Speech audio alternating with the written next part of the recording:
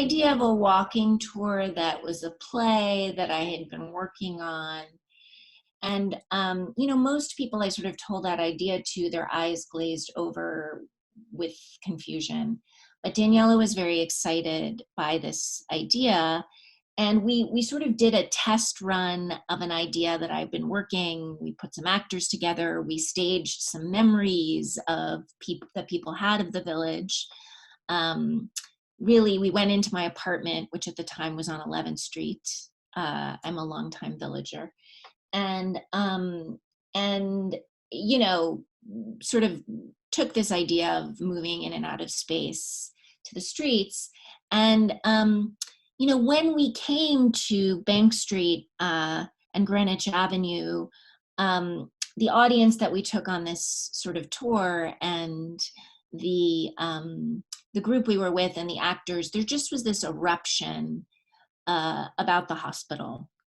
And, I think as New Yorkers, we have this relationship to things changing and closing. The city is a bit of an accordion. It's always expanding and contracting. And, we're in a very, particular moment right now, obviously. But there are those sort of things that we lose that I think we don't forget. And, personally for me, St. Vincent's was my hospital really for a good chunk of my life, and my family's hospital. My whole family lives downtown.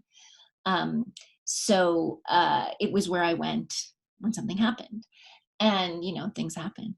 And the emergency room was sort of, to me, in some ways, like the epicenter of the village. Like when I think about the village, I think about that as a place where I think there's a line in the play that if you needed a dose of mayhem, you could go to St. Vincent's emergency room. And but the questions of the closing and the sort of things that sparked when we stood on that corner, it just seemed, that something was lost that was not settled. And this was, we started this play probably 2.5 years ago, the beginnings of it. And the questions that kind of came up out of that experience of people, really basically I wanted people to be quiet and listen to me. And they just, started talking, as New Yorkers do, like lots of opinions and just sort of street drama. And I really did start to kind of investigate what we had lost. And it took me, on a journey from thinking, I'd lost this, important neighborhood hospital that I knew a little bit about and sort of knew, mostly its role in the AIDS epidemic. But really, it took me down a sort of large investigation going way back to sort of the founding of the hospital, which was built around cholera and the cholera epidemic, and the hospital really serving people at that point, Irish immigrants who other people weren't interested in taking care of. And it just got me thinking a lot about care in New York, and who are the unseen caregivers, and who are the people who have a real vocational push towards care. And so it took me down this path of looking at the Sisters of Charity and Elizabeth Seton, who became the protagonist of the play, and really looking at how this group of intrepid women created sort of the social welfare, not sort of, really social welfare in New York, and took care of the poorest of the poor. And I guess the question I came to in the play is like, well, who does that now that there are no Catholic hospitals in New York? Who brings that vocational care to the city? And it felt a little dire to me. And the play really looks at New York during two different epidemics, AIDS and cholera. Now we're in another sort of uncharted territory. And I feel like the pessimism I had about it, I definitely had pessimism about the hospitals, because even, I knew hospitals are really overtaxed in this city, but I think the desire to care for each other is just a human trait, and we are seeing that with such incredible force in the whole country, the world, but really in our city. So that's sort of what sparked it, and sparked the questions in the play, and what the loss of the hospital really meant to the neighborhood. And these changes that happen in a city that we shouldn't forget about, because I think if we care about them and we know them and we know our history, it makes us care more deeply about what's next and what we'll fight for. So it felt very imperative to tell the story, and obviously the story means something a little bit different in this moment, and feels forward in a way. I thought I was writing about something very esoteric in a way, epidemics in New York, and who takes care of who in an epidemic. And, that's really the news at the moment. But I was just so touched by the people who came to the play and told us their stories, both as patients and caregivers, doctors, nurses, orderlies, administrators. Just I felt so much hope, and felt there are such good people in the city who really want to help. So the play changed me, and it changed working with this group, changed who I am and what I care about writing about, and what I want to write about in the future. So for all of you who worked at St. Vincent's and are here tonight, if you're there, your stories, your spirit, and I was particularly interested, because I'm always just interested in women's stories, the stories of nurses in the nursing school. Not that I'm not interested in doctors. I am. I all of you are heroes. But I'm all, I think I was really struck by just again and again, how patients talked about the quality and care and love around the nursing. So now I'm gonna turn this over a little bit to to our trusty dramaturg, Guy Lancaster, who will sort of just give some historical context for those that might not know it of the hospital, just refresh, because this is sort of a momentous day. The hospital closed a decade ago, and I can't help but think, what would the hospital be doing at this moment in time, and what would be going on Greenwich Avenue and 7th Avenue at this moment. So Guy, are you there? Guy? Am I unmuted? Yes, you're now unmuted. Yeah. Good. Hi, everybody. Great to see you all. So on April 30th, 2010, Mohammed Abuelanin, a 55-year-old construction worker, came to St. Vincent's with difficulties breathing. And they checked him out, vitals, no asthma, and Mohammed was fine. He just had a cold. But the other feature of Mohammed was he was the last patient ever to be treated in the emergency room at St. Vincent's. So how did this happen? Most of our ambient awareness of the hospital in recent decades was to do with this all-consuming epidemic, HIV/AIDS. The synchronicity of this anniversary happening right now is one of many strange synchronicities and rhymings that I've experienced in this project.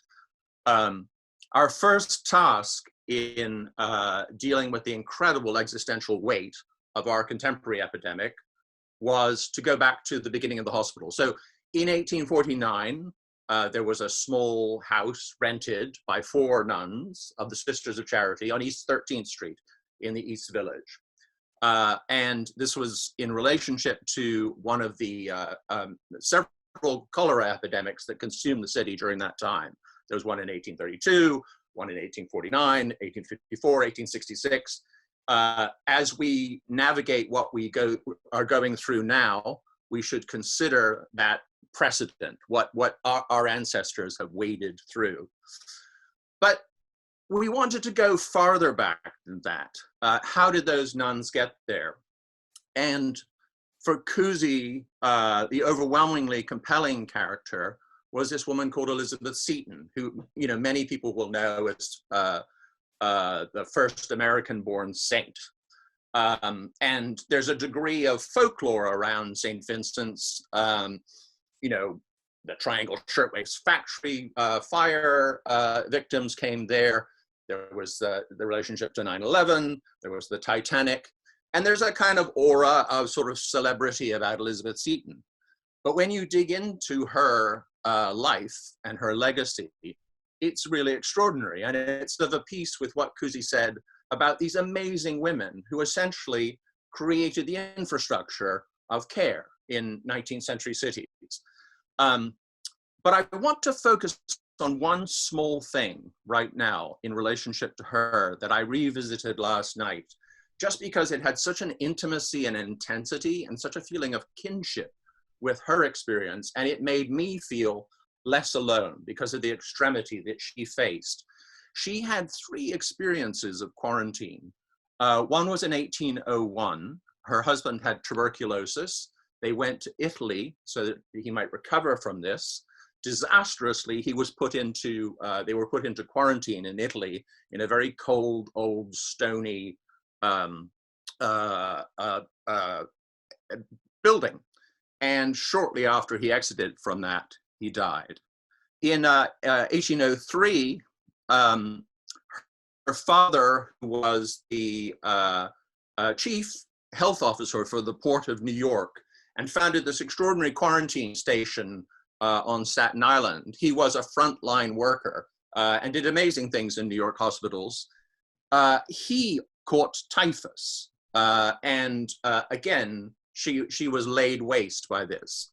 Then in 1805, penniless, she was a socially prominent woman who now had 5 kids and was a widow and had become a Catholic, so was experiencing that kind of alienation, had to go up to Greenwich Village to stay with friends. Why? Because Greenwich Village was where you went during an epidemic. Ironically, it was this place where you fled to from disease. And the cruelty and the irony of that in relationship to the AIDS epidemic is self-evident. There, in a yellow fever epidemic, she had a child during the epidemic. I mention these things just because of the extraordinary way in which people have navigated these things in the past.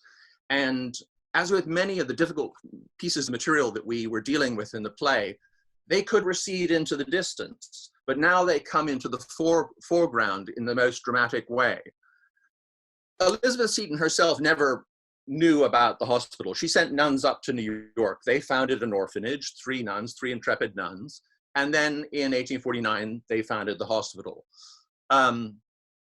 But she, in founding the Order of the Sisters of Charity, she set off an extraordinary cascade of other organizations like that. So there were over 400 religious orders of women who were dealing with this kind of care in schools and hospitals and orphanages, etc.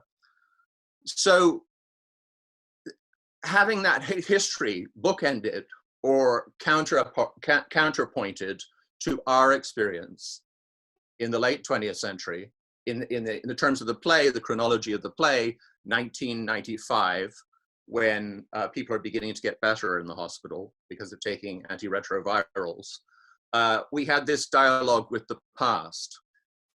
I think the thing that has most dominated my imagination in the last 24 hours thinking about the play and remembering it is the extraordinary role of statistics and numbers in our present, and how they reverberate with and are in relationship to the statistics, the numbers, the overwhelming figures of HIV/AIDS. So I just wanted to, revisit some of those. 30 2 million, by a conservative estimate, dead worldwide from HIV/AIDS. 700,000 Americans dead, 100,000 New Yorkers. In 2018, we still had 770,000 people dying worldwide. So the extraordinary thing about working on this project and visiting the hospital was to realize the extent to which it was an allegory of New York history, of US history, of global history. It was a prism through which we could see these epidemics stacked up against each other. And bitterly, alas, that is now, the epilogue is now COVID. So I wanted to hand it over now to Kelly McAndrew, who is going to read an account by a nurse who worked at St. Vincent's, meditating on the relationship between HIV, AIDS, and COVID. I started my nursing career in 1979 at Beth Israel, where I cared for my first patient with HIV disease in 1981. I cared for many patients with HIV in both inpatient and outpatient settings until I retired in 2019. And the majority of my experience was at St. Vincent's Hospital. Over the years, progress towards early detection and treatment proceeded slowly as the number of patients affected grew rapidly. My experience was heartbreaking, challenging, and rewarding. It was my privilege to work with many staff, patients, and amazing families during that time.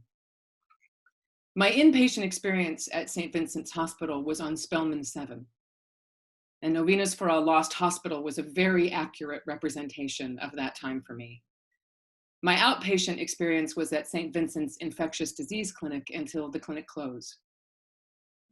The fear experienced by patients, staff, and families during the early days of HIV was very real and palpable. And the massive efforts to provide testing and contact tracing was very effective in slowing the spread of the epidemic. The mode of transmission through blood and body fluids helped focus the efforts to do effective contact tracing. The COVID crisis has many more challenges. The fear is much more intense as the mode of transmission is much more rapid, the appearance of severe symptoms is more immediate, and the fact that the disease affects the most vulnerable populations. Providing proper PPE for essential workers has been immensely challenging because of the volume of affected individuals. An immediate increase in the ability to provide testing and plan to trace contacts is essential if we hope to manage this crisis. There are no words to express the admiration and respect owed to all essential workers. This crisis has brought to the forefront long-standing inequities in access to healthcare and education that have existed in our country.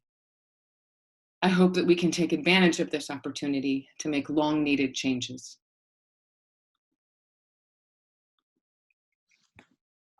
Thank you, Kelly. Oops. Hi, thank you. Thank you so much for that. I think it was so beautifully said. And now we're going to read a scene from the play. And as Guy said, the sort of heroine of the play is Elizabeth Seton, and she takes the audience sort of through these two epidemics in relationship to the hospital. And you know, she starts in sort of an optimistic place, really kind of investigating sort of high points of care in the hospital.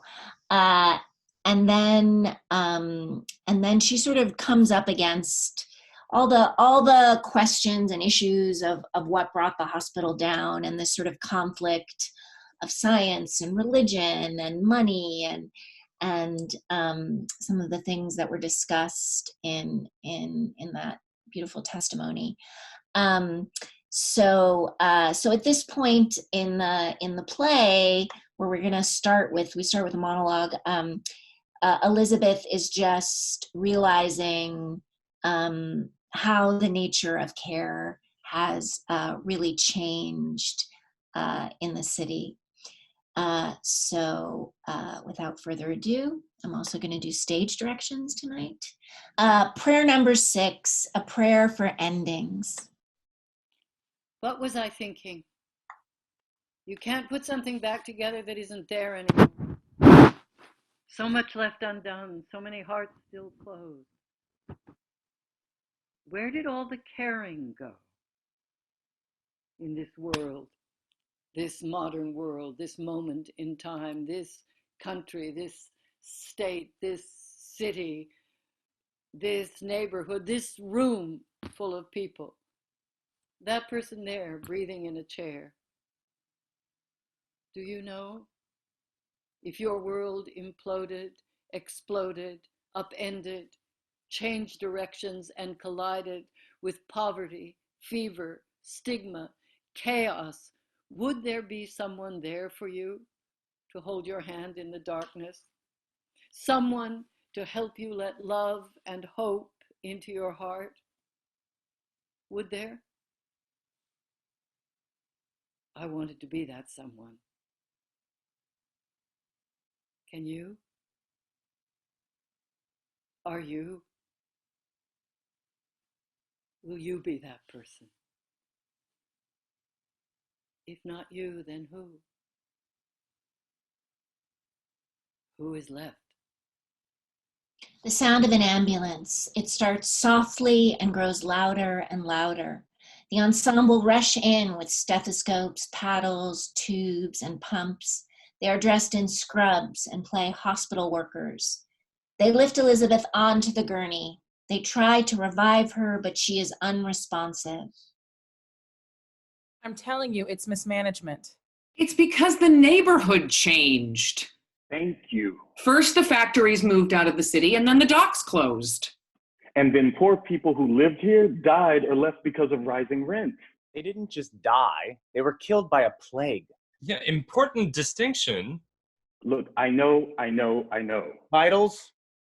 Look, all I'm saying is working class people left the village before AIDS. BP is 185 over 143. She's hypertensive. Now the village is much straighter. And richer. And boring. But still beautiful. Temp is 103.4. All right, yes to all that, but let's be real. The hospital is terribly mismanaged. She's right. There's a reason why 86% of residents in the neighborhood don't go to St. Vincent's. Whoa, 86%. That's a crazy stat. She made it up. Oh, really? Pupils are fixed and dilated. Susan Sarandon says she would never take her children to St. Vincent's. Yeah, I just can't stand that woman. I can't find a pulse. Patient's unresponsive. She's flatlining. Call it. April 30th, 2010. St. Vincent's emergency room officially closes. 161 years of serving patients in the village ends. There's just too many rich people in Manhattan. Everything bad is their fault. I mean, St. Vincent's had $1 billion of debt. Whoa. That's cray-cray. That's $2 million of debt per bed. I don't know where you get these figures. Google that ish. Hey, and the board kept hiring these crooked consultants. Oh, I heard about them. Yeah, one firm charged $250,000 for a golf trip. How much golf can you play? And no one likes to say it, but AIDS was very profitable to St. Vincent's. Wow, you're gonna go there? I mean, making AIDS a treatable disease affected the hospital's bottom line. But the ER was so active. Were you born yesterday? Yes. Hospitals always lose money on ER visits. And that place was full of poor black and brown people. Which scared the shit out of Susan Sarandon and her crew. Don't say her name. What about the merger? What was that all about? The merger was a fucking catastrophe. In the early 2000s, there was this merger mania going on. Right. I remember. Weill Cornell, St. Luke's, Mount Sinai. Yep, everyone was merging. It was trendy and it was necessary because it's impossible in New York for hospitals to make money. In other places, hospitals are profitable. Should hospitals be profitable? It's a really good question. Well, they shouldn't have $1 billion of debt. Oh, the merger was about debt. Are you happy now? All right, back off, okay? Fine. Sorry. So, okay, all the Catholic hospitals in New York had outrageous debt. And why is that? No one? Really? Because they treated really poor people. Right. Makes sense. Right. So the idea was that all the Catholic hospitals could pool their resources, and St. Vincent's would be the hospital where the most difficult medical cases were sent, AKA rich people with great health insurance, but Those people went to New York Presbyterian, Weill Cornell. bingo. Then St. Vincent's became responsible for all the Catholic hospitals' debt. So much debt. But the new hospital could have saved us. Oh, you don't honestly believe that? Come on, it was a great idea. Rudin Realty offered... Boo. Okay, all right. Let me finish. They offered to buy St. Vincent's old buildings and invest in a facility more suited to the new demographic of the village. We could have had a state-of-the-art building on West 12th Street built by the architects who did the addition to the Louvre. Oh, grow up. The Rudins were never going to spend $850 million on a hospital. But just imagine if we had a hospital built by the architects who built the Louvre. The addition to the Louvre. And the Rudins got what they really wanted. The buildings for a song. And now there's no hospital on the west side from Park Row to 59th Street. Ulrika and Angela begin to undress Elizabeth. Okay, what I want to know is why the Catholic Church didn't help. Don't they own the Vatican? Sell a fucking painting. Save the last Catholic hospital in New York. Their money was tied up. In what? Dirty priests. Why is everyone so horrible? The cost of settlements to victims from 1950 to the present is around $5 billion. Yeah, gone are the days when you were born, educated, and died in a Catholic institution. Maybe not a bad thing. Cradle to grave service, done. All right, can someone give us a hand here? Dead things are heavy. Everyone jumps in to help. You know, it was all about sex, religion, and real estate, wasn't it? Yep, and debt. The group wash Elizabeth. Who's doing feet? Yeah, I guess I am. Look, there are just so many hospitals in New York competing for the same patients.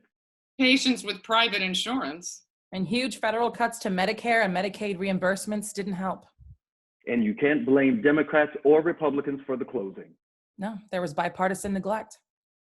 Yeah, I guess we bail out banks, but not hospitals.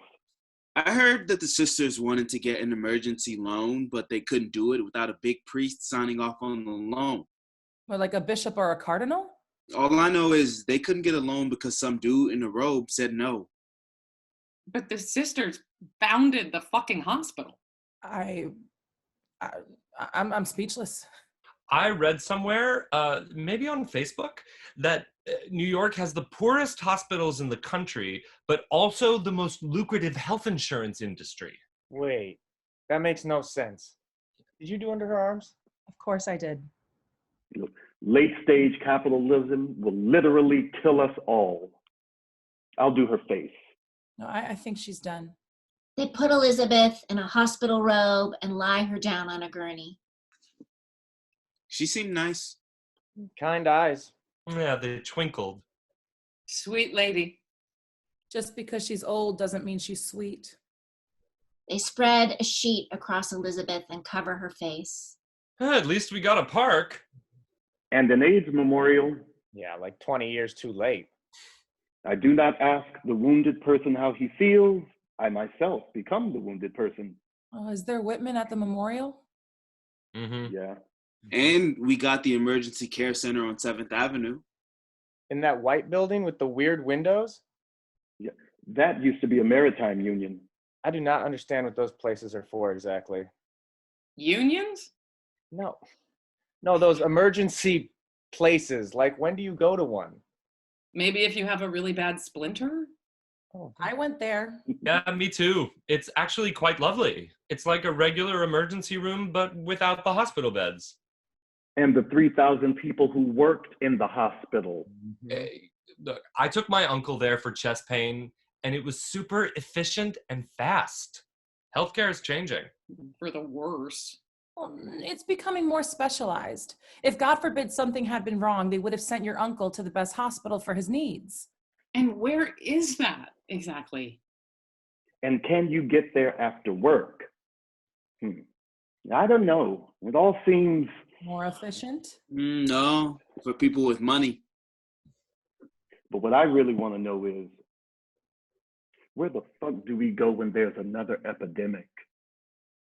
Everyone but Elizabeth leaves. She sits up on the gurney. A hospital built by women. As a girl in my father's study, how I wanted to be given magical instruments to heal the world. My nurses were my instruments. They still are. But we need new instruments, all of us. New kindnesses, new roots, new buildings of care. We must remember the old, but be radically new. We must be better guests in this hospital of life. You are the ninth prayer. What impossible thing will you build? End of scene. All right, everyone, turn your cameras back on so we can all be in the room together. Everybody, everybody. There we are. Thank you all so much for coming this evening and remembering St. Vincent's with us. It was such a remarkable place, and it is so missed, particularly in this impossible time in our city. To honor the spirit of the hospital, let's all take a minute to think of someone who has cared for us. It can be recently or long ago. It can be anyone, a healthcare worker, a neighbor, a grocery store clerk. Just think of someone who held you up when you really needed it. Now, just take a moment and write their name down on a piece of paper.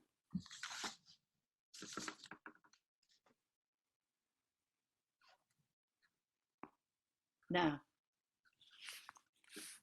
hold your note up to the screen and let's all take a few minutes to read each other's heroes.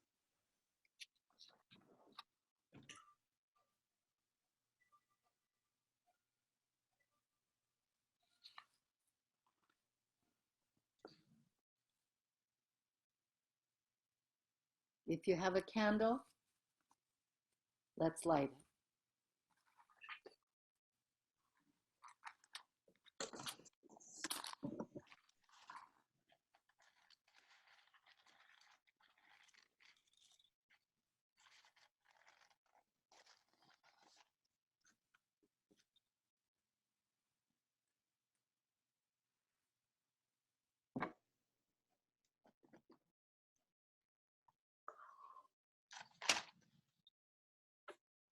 These are for all the caregivers on the front lines of this pandemic.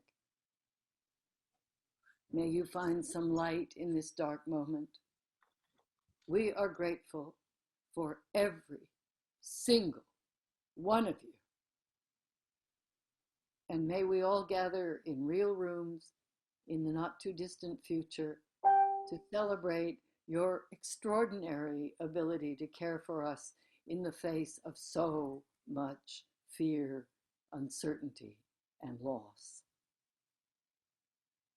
Thanks for saving us. Good night, everyone. Thanks for being here with us.